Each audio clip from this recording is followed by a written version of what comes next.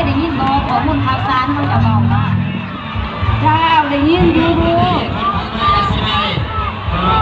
จังว่ายาแต่แม่หันมาบ่ได้สุขภาพมาที่แม่พันมาเคยได้ซักยาจักเข็มน่ะนั่นน่ะซักโคเข็ม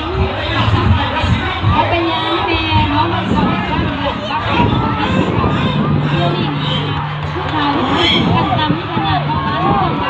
มีปัญญาเบาหวานความดันแห้งดีเนาะมาซักยากันมันจะดีสำหรับคนอายุแก่ที่มี